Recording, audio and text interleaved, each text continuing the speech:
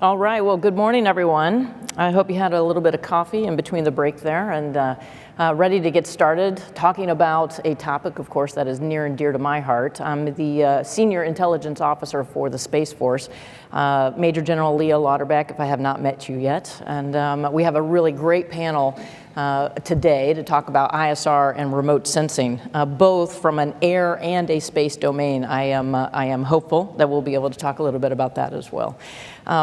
So the lineup of specialists that we've got today, I think they're going to be able to talk to really maximizing and enhancing the capabilities that we look for in those two domains, and then of course how that helps helps the joint warfighter in all domains. So let me just do some introductions real quick. So Brad Reeves here, Director of C4ISR at Elbit Systems of America. Brad is a retired Air Force colonel and fighter pilot who served as a director of the NATO Deployable Air Operations Center while in uniform. Mike Shortsleeve, who you do not see on the stage, who is the Sector Vice President of General Atomics Aeronautical Systems. He was unable to join us here at the very last minute. So J.R. Reed, thank you very much for being here. Vice President of Strategic Development, doing the pinch hitting for Mike today. Thank you, J.R. And then finally, we have Luke Savoy in the middle here, President of Intelligence, Surveillance, and Reconnaissance at L3 Harris Technologies. In his role, he oversees a leading aerospace mission and modernization prime integrator to U.S. and international militaries for ISR, strike, and strategic command and control platforms. So first, what I'd just like to ask you all to do is just take a minute or so to introduce yourselves and kind of what you want to, if there are any thoughts immediate off the top as to this topic for ISR and remote sensing. So Brad, I'll start with you. Yeah, thank you so much, General Lauterbach.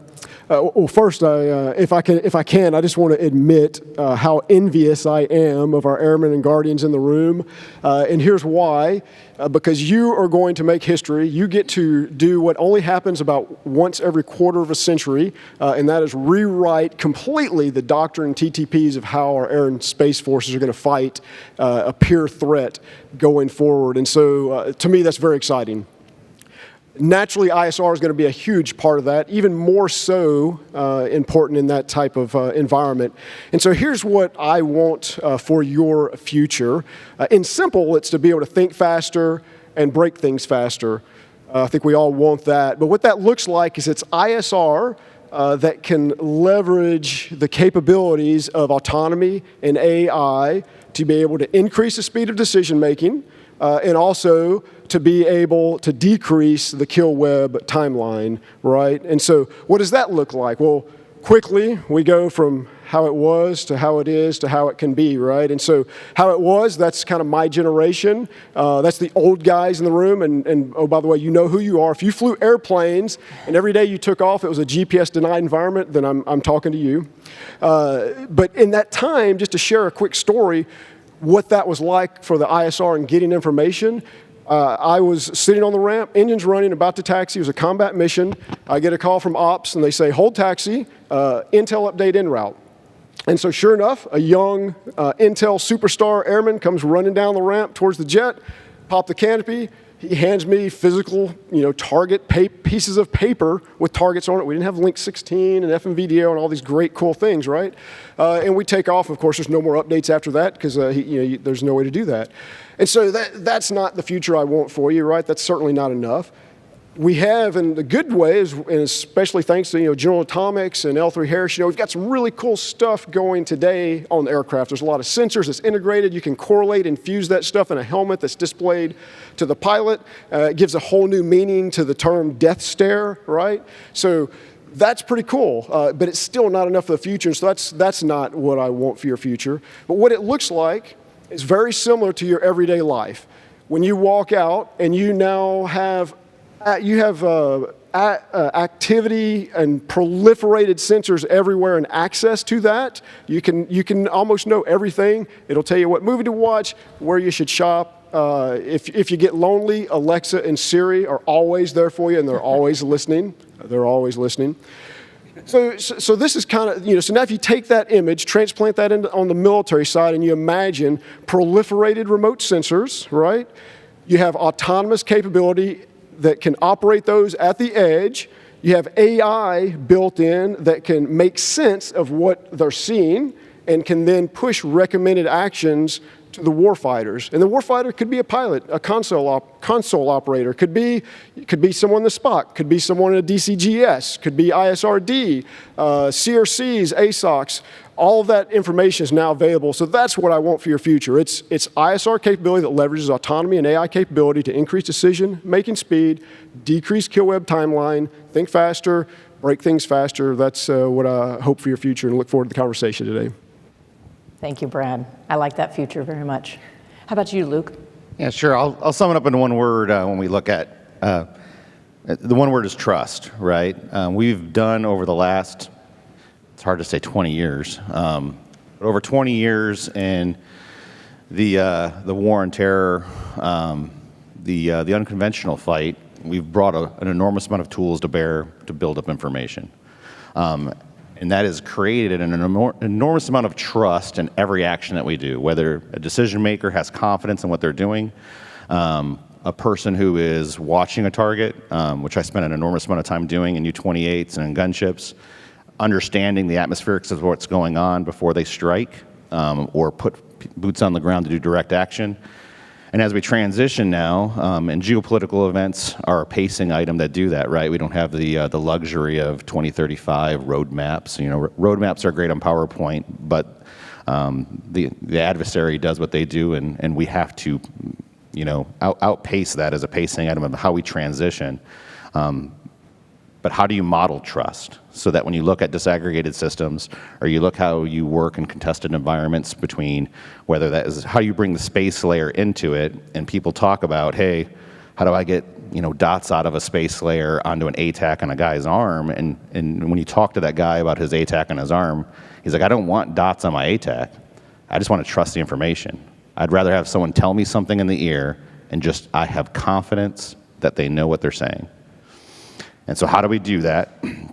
In every tool that we bring to bear, whether it is, you know, AI, ML, or the next buzzword that's out there, it has to drive trust. And that's what our future will be, so that when we are working in these very highly maneuvered elements with very contested comms and our sensors completely disaggregated around the battlefield, the sensor, the shooter, and the decision maker all have high confidence in what they're doing. Thank you, Luke. That's great. Thank you. How about yourself, JR? Good morning. Thank you, ma'am. Thanks for letting me sit on the panel, replace Mike. I was not the better-looking guy in the middle there.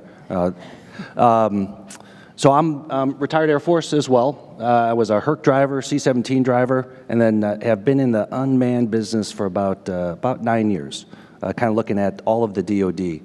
I like the kind of the one-word summation that you provided. My one word is going to be risk. And I'm taking my perspective, both as a former uniformed officer in our service, and now as a businessman. And I think our unmanned, and my your perspective is from where you come, right? And 9 years in this business, I'm gonna give you an unmanned perspective. And we're not bold enough. We are tepid when it comes to taking risk. It's unmanned. Yeah, an MQ-9, it's not like it's free. Yes, it costs something, but where are we really pushing boundaries when it comes to risk? And, you know, to quote our chief of staff, right? Accelerating change. We're crawling through change. We've got to be more bold. I mean, if the current environment tells us anything, we've got to be bold. We've got to take risks. We got to explore all the opportunities, so that, because trust is there. In industry, trust is, you can have it now with data. You really can. And you implement that trust, take a little more risk, and you'd be amazed at what we have the capabilities to provide all the warfighters out there. So I'll be kind of centering on some of those discussions today. Okay, excellent. Thank you very much for those one word and more than multiple word opening pitches. Let me ask, I mean, this is a topic we could talk about, I'm sure, for the entire rest of the time that we have, but the next conflict, what does that look like? We know that that's going to be contested, denied areas where we might not be able to get manned into. It's going to require much more, I think, from a space capability, looking down. We also need to be looking up, as I like to say, is in the Space Force, to be able to characterize what's on orbit as well. But across all of those domains, what do you think our ISR architecture needs to look like in order to be successful in a contested and denied near-peer contest in the future? Brad, I'll start with you and then just open it up. Yeah, sure. So I love the question because it helps us think through what the problem sets are, right? And so I'll start by saying I don't have all the answers clearly, so hopefully I don't portray that I do, but I will offer some thoughts that I have on this. And those are that it will require some resiliency, right? So the kind of the future I was painting, one of the challenges of that, or the risk there, is that things have to be networked. So it's pretty easy to do in the U.S. with all the data and bandwidth we have, but in a contested, degraded environment, certainly anti-access error denial environment, that's going to be a lot more difficult because we're now not as far forward. And so part of that is we won't have the luxury we've had over the last 2 decades where we have boots on the ground right in the middle of the conflict. We will have limited systems, so there will be exquisite systems that can get forward, and we'll have to rely on those. There will be many unmanned systems, as you know. We'll have to rely on those, but it will take resiliency in networks to make sure that we can actually connect that stuff and get the data back to the warfighter. It's going to be critical, as General Louderback mentioned, that we have all of available assets. So this is almost redundancy, or it's a all-in type of fight where the space layer is connected to the terrestrial layer, which is connected to the platforms. And so we'll have to leverage everything, and we'll have to be able to leverage the goodness of space. And for the times where maybe a satellite is, let's just say, blinded, for example, in one spot, then maybe there's a terrestrial layer that picks that up, and maybe it's degraded, but you can still fill in that gap. Maybe on the ground, you can't get as close, so you're not able to actually put eyes on from the ground, from a ground sensor or an airborne sensor, but possibly you can do that from a space sensor. And so, we have some, we call them stovepipes of excellence, right? We have some of those in our military today. And we're making great progress to break those down. And that's, this is what JADC2, right, is all about, just to throw another buzzword. And while that buzzword is kind of the latest and greatest, I'm sure we'll change, there'll be another label for it in the future, but the meaning behind it is still relevant. And the meaning is that we do have to leverage the resources that all of the services bring, whether it's space, air, land, sea, subsurface, depending on if we're talking Pacific fight, there's we at least think of subsurface as another domain. That's the way we think of that, because we have to have awareness below the surface of the sea. So, and naturally, we haven't talked cyber, and I know we're not going to go there today, but clearly that's a domain that we'll have to battle in. So for me, so connecting all of those together and having the network that's resilient to be able to do that so you can leverage all of those capabilities, I think is to a point of convergence is going to be where we need to go in the future to overwhelm the enemy, which is really ultimately what we want to do to create that asymmetric advantage that we all enjoy. Yeah, sure. When it comes down, to space, and we have to look at it. One, it's a domain, and it's a maneuver domain now, right? So it's an operatable maneuver domain along the entirety of the scheme of maneuver of any conflict. When we look at it, we really need to be thinking about 3 things. One's agility, one is affordability, and then one is multimodality. We're not going to be afforded for like one-trick ponies, though size and scale do drive that, but the microization of things in terms of how we've gotten things down, the capabilities of CubeSats are enormously powerful, where we are capable of doing, mid-wave, EO, SAR, GMTI types of things, even in small packages. That addresses multimodality, and it also addresses affordability and the microization and the size. The agility piece is one we don't talk a lot, right? We have fixed infrastructure for how to inject things into that domain. And then Newtonian physics takes over, and it becomes a very predictable maneuver, right? I mean, it's up there, it does what it does, and the laws of physics kind of take over. And fuel and stuff like that, prevents you from making significant maneuver. So we don't talk a lot about, hey, how do we, on demand, in an agile environment, create constellations? We don't talk about a lot, hey, what happens if our fixed infrastructure, Vandenberg, the Cape, right? I mean, literally 2 hypersonics, and now we have no way of doing combat loss replacement or adding capability to that, and denied, right? So, I personally do a lot of work with Virgin Orbit. We actually helped build that current aircraft. But you look at that type of a capability, how does that play into the agility side of it? Both the ability to create very interesting orbit geometries in LEO, the ability to do combat loss replacement, the ability to, on demand, I'm a soft guy by trade, so I start now looking at what is soft's role, in space, right? And is that, hey, how do you deploy 4 satellites for a 4-hour window when we talk about N-1 to create an effect or a capability? And space plays and will, it's not if, it will play a role, in that N-1 to the left of bang type of opportunity.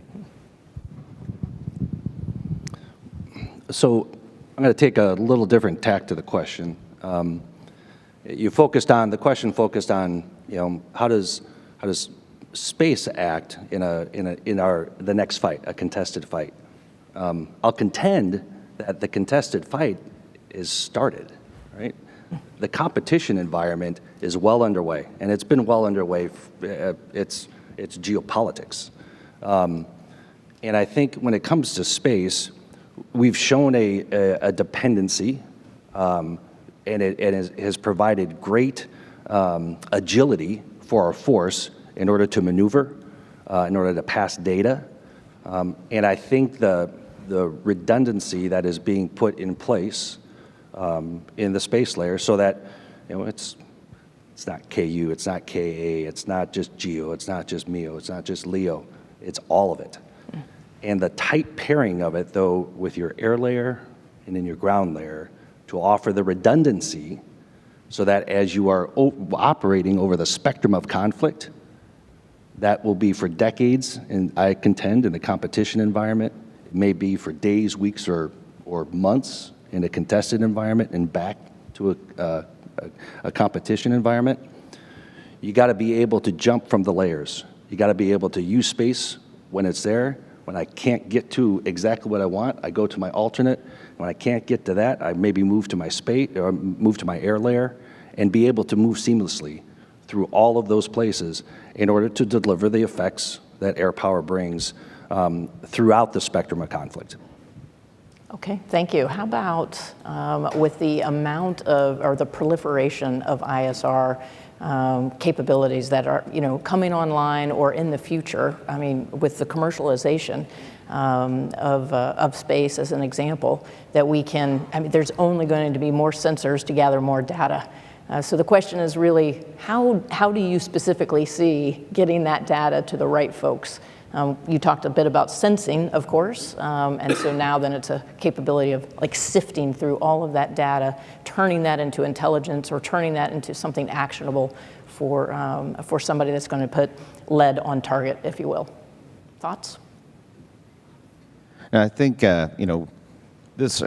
we use big data as, these buzzwords that are kind of out there, right? So, the good thing is in space has kind of led this. I think in the video world, we've adopted actually standards that the National Technical Means and what has been done in the past on stills. And when we go back to it, they really were actually, space was the leader in creating open standards for things like metadata tagging, how you do rectification of things, et cetera. So, so it brings that commonality to it, right? It doesn't matter if it's a Maxar open satellite or if I'm sitting on the high side, looking at something, a NITIF is a NITIF type of a thing, which is great. So applying the big data analytics that we have out there, which is honestly, our space problem is an easy problem, right? How does Facebook listen to every microphone and every camera on every phone on the planet Earth and sift through that and figure out that I like venti chai lattes, right? I mean, how does it figure that out when I said it 3 minutes ago and gives me an advertisement queued up for that?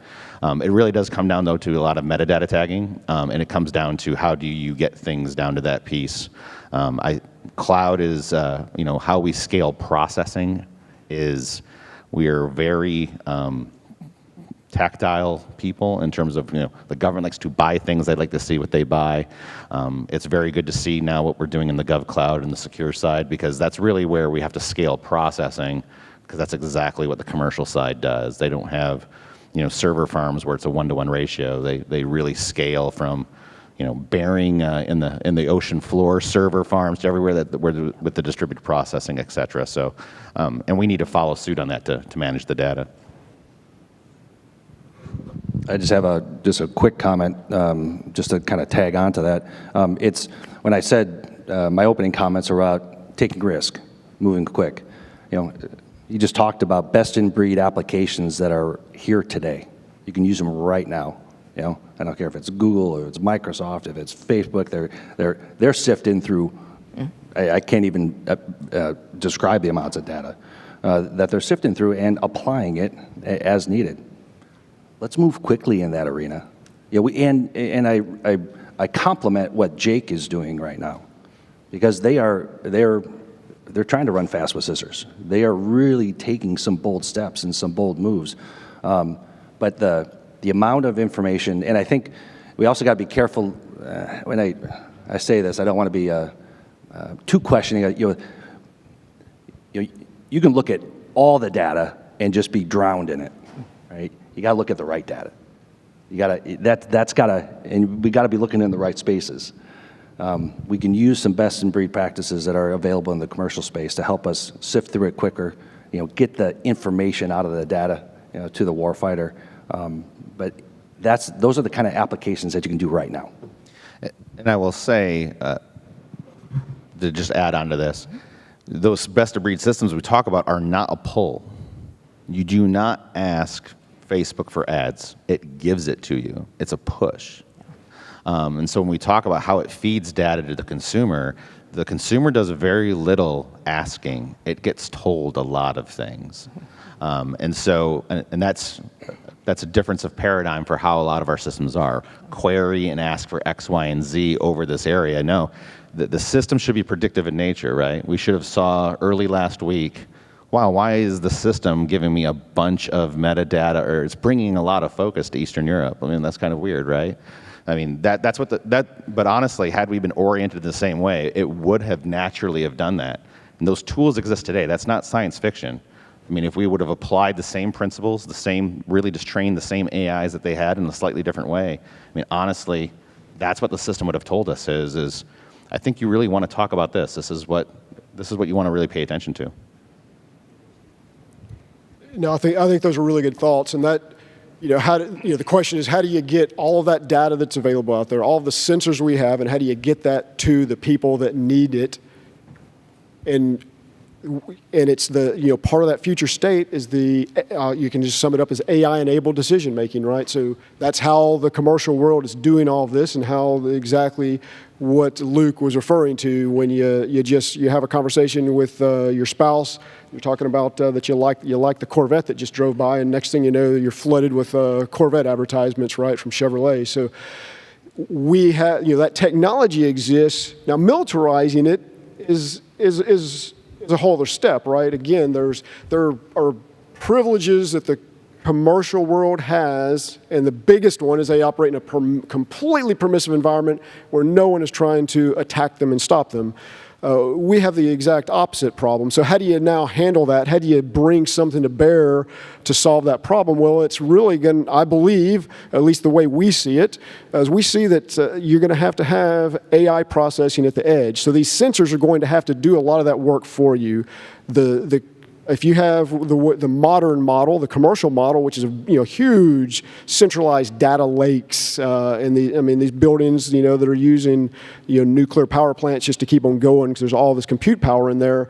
For the military, that's just an easy target, right? So you take that out, and now you've just taken our advantage away. So we'll have to leverage the technology to have edge processing, to have that AI and the algorithms there that can help us make those decisions. So again, they see something, they make sense of it, they push a recommended action to us. And oh, by the way, we have to have that technology to help us connect all these sensors, because we have a space ops center that's going to be monitoring, that may be monitoring space. You may have a DCGS, maybe it's monitoring, RQ4s and U2s, et cetera. You have an Army Intel section, and they're with their systems and what they're monitoring.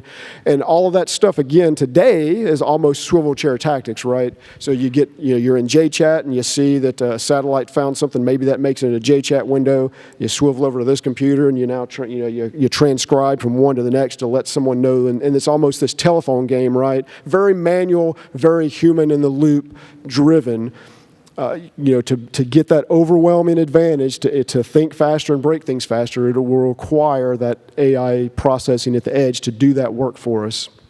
So let me get back to some of your opening comments about risk and then trust. And I'll ask, do you think that there is trust built up between industry and then the Department of Defense to be able to capitalize or to be successful in this next JADC2 or whatever it is that we, in the contested environment that we want to be successful in, passing all of the data, all of the sensors that are sucking up information? I mean, do you think that, one, we're taking enough risk? I think I know the answer to that. But the second question then is, do we have the trust between our industries, if you will, to be successful? What do you think, JR? You started with Sure, I'll take a stab since I used the word first. I think there's trust. I know there's trust. I mean, so many of us that do our job right now, as I said in my opening comments, we wore the uniform and we do our job because all we see is, we want to make our nation stronger, more secure. And so I think there's trust. Almost kind of bringing in this last conversation, talking to Amazon or Facebook, you got data. The thing that I see not happening is doing something. And I'm trying not to speak from a position of ignorance on the many activities that we have going out with JADC2 and ABMS and the demos we did before and the ways we're moving out, we're trying to connect stuff. But I'll tell you, from my industry's perspective, I would like to see us talking to Amazon. Let's put an Alexa on the table. Let's mention Corvette as it drives by. I want to run that through a CubeSat over to a rivet joint on existing data links that he makes that can pass through an MQ-9, then link it through Link 16, and then have a F-35 target a Corvette. We can do it. I don't see it happening. I don't see the scale, and I'm a crawl, walk, run kind of guy.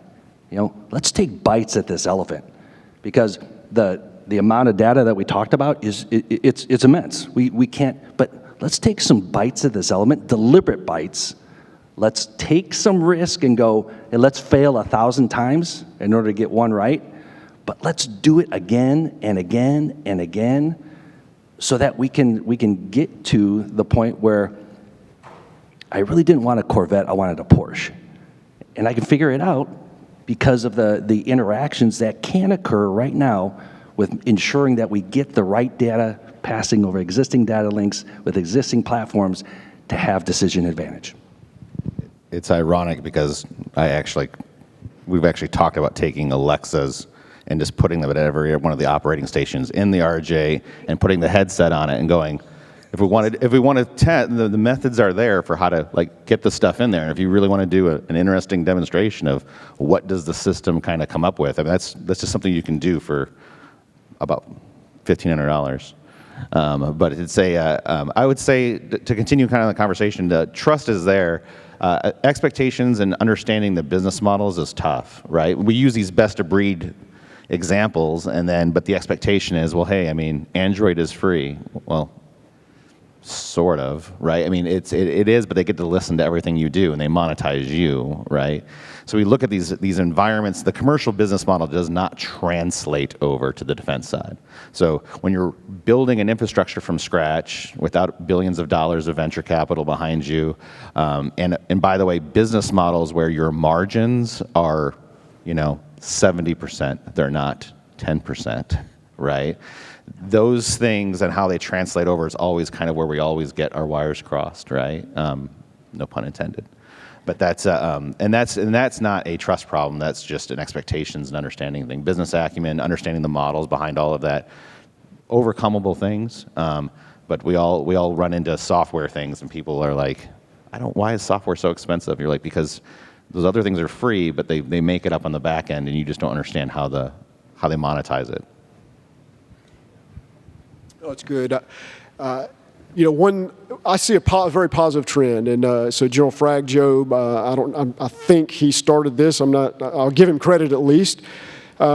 He's at ACC, and he started a classified briefing that he's sharing with industry, and that is gold for us because we understand for a lot of folks in industry, there's folks in industry that have been in the Air Force or the Space Force is a little harder because it's so new, but that understand, right? But where you're going, a lot of the information, especially when we're now starting to get into A2AD, peer threat, we're getting in, we're starting to get behind some doors that there's barriers. And industry has to be pulled along in that conversation. And so I want to say that was a huge step because it's sharing information, because there's a partnership in the military industrial complex that has to occur, and that partnership goes like this. The airmen and guardians know the requirements. You are the experts in how to fight a future battle, right? Like that is your expertise. What you may not know is what the realm of the possible is from a technological standpoint. And so that's where industry's expertise is now we know what the realm of the possible is. And so if you can marry those two together, which is what the U.S. has done so marvelously through history, that's where you get the great power happens. Unfortunately, sometimes it's a little late because it may take a big conflict to really get all those dialogues going and get the things moving. And as you know, technology takes time to develop and to get fielded and to get it to the point of, oh, by the way, which is extremely important to us, is that it has to work, right? There's a different, if you're driving down the car and you ask Siri for something and she doesn't know the answer, okay, it's not the end of the world. But if you're in an aircraft, it has to work. If whatever industry's providing for you, it has to work. We don't have the option of failing. And so that is a whole other layer that again, the commercial world, generally speaking, doesn't have to worry about. So that dialogue, I just want to encourage it. I mean, I think there's absolutely trust. I think the relationships are great, but I would just encourage more and more of that type of dialogue, and also understand, this is a big, when you're on active duty, you got SIPRNet or JWICS or whatever. It's like at your fingertips, 24 hours a day, 7 days a week. That's not the case at industry. It doesn't matter who you are. It's very compartmentalized, and so we don't have that same level of SA that you have, and it takes effort, obviously, on your part to try to share that with us. But it's that dialogue is absolutely critical. Yeah, thank you. I asked that question because I wanted to. I think there's about 50 or maybe 70% of the audience in here are airmen and guardians who are probably asking, yes, I want to get better at this. How do I? And then how do I partner with industry to make it happen? So can I just add one comment? To your point just there. If you're in a position, you're trying to make an acquisition decision or a test decision or something, just make a decision. You're not going to hurt our feelings. You like his stuff better? It's better. You think it's better? Go with it. Go with it, test it, fail, and then come to me. or it works and you keep moving, right? You're not hurt because industry needs that feedback. Hey, so I can look and go, his stuff is better. How come? All right, back to the drawing board. Industry has internal research and defense dollars, right, that we'd love to sink into making something better, but we don't know unless we're allowed to partner, and even if it's not a contract, right, it's look for ways to just go, hey, I want to do a cooperative research agreement with you. Let's again, run fast with scissors and take the risk and fail and go do it. But don't be afraid to pick a vendor. Don't be afraid to just pick one. Pick one, go, succeed. If you hit a brick wall, right, in pilot training, they said, hey, I'm coming to the edge of my operating area. All right, student, you got to turn your left, right, up, down. What are you going to do? I don't know. I'm coming to the edge of the operating area. What should I do? Pick one. Because it's going to put you in a new direction, it's going to lead to new opportunities, and there's new pathways to find success. I would say also just don't be, we're all adults, right? I mean, there seems to be this mentality, and when I was in the service, I got embedded with the contractor, right? We were building airplanes really, really quick when we were doing the U-28. Mm-hmm. We had 2 weeks to deploy with it the moment we got it. So, I mean, there was no time, right? So we embedded ourselves with the contractor. I lived in the plants and then trained people, then took the plane downrange myself. But you had to be part of that process. And that set a tone. And our end users, right? People talk about the customer, and we talk about like the contracts folks and the PMOs as the customer, just because they're the ones that write the checks. But someone gave them the money, and someone uses the stuff, and it's a customer mindset across the board. But it's really a team, right? And so we're not scared to have people in the buildings and collaborating and part of the process constantly. Specs are specs, right? They were written by someone in headquarters. They've been staffed and looked at, but there's a lot of white space between each one of those lines in terms of the context of the whys. And we're always looking for the whys, right? And making sure that everything meets its intent along with the letter of the spec. And so be involved, and you'll find industry very, very receptive to having people involved. And we know what's in scope. We know how to take contractual direction and all those things. We know how to do that, and that does not preclude people from being involved. So be involved. Thank you. Thanks really for those techniques and some tactics there.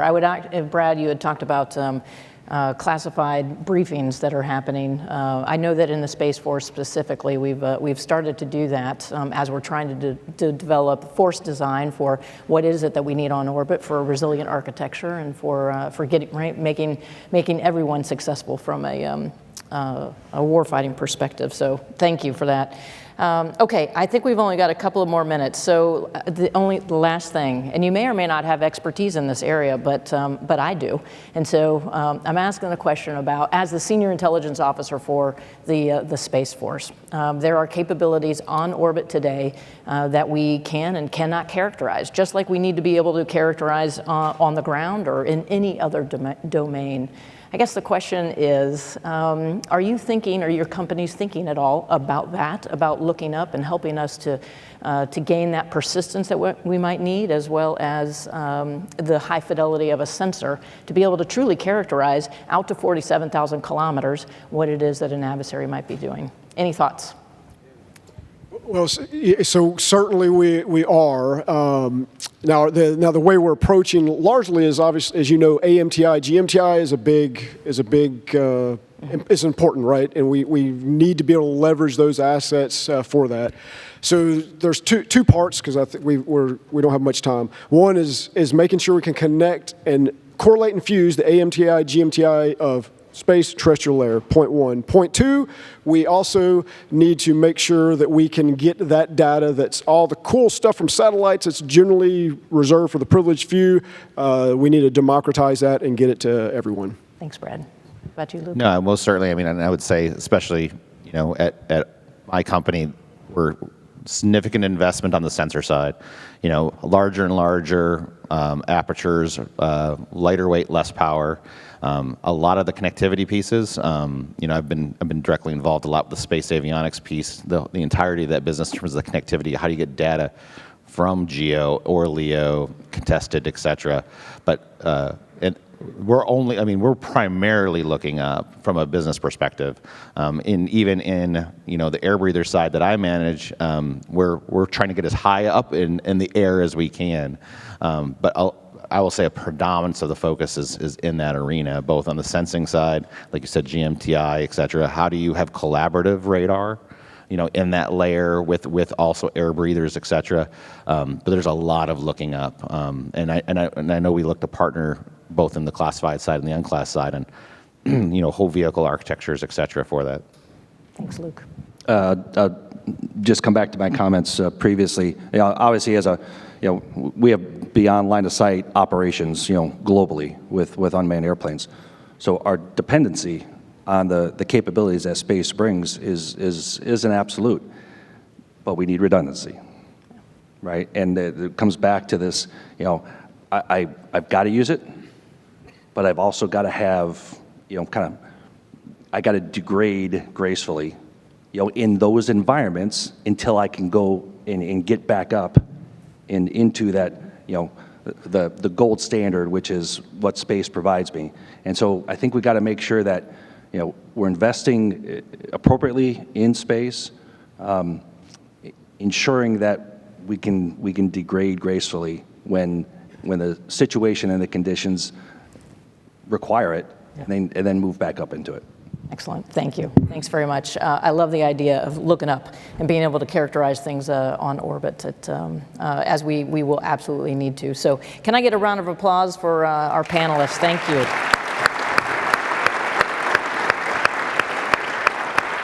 And it's just so you know, in lieu of the speaker gifts this year, AFA made a donation to enable our airmen and guardians to participate in the poolside barbecue last night, so thank you very much. So right before I leave, and I know we're already over, but I really thank you for the risk, the trust, right? Those one words that you used in the beginning, and then the ability to be able to write our own doctrine, right? To be able to be successful in a peer conflict that probably is coming, and we've got a lot of work to do in order to get there. So thanks very much to you all. All right, hey, next up we've got a 30-minute coffee break in the exposition hall. So please take some time to check out the exhibits, build the trust, communicate with the industry, and if you haven't been able to do that yet, next session starts back up at 9:45. So thank you. Thank you so much.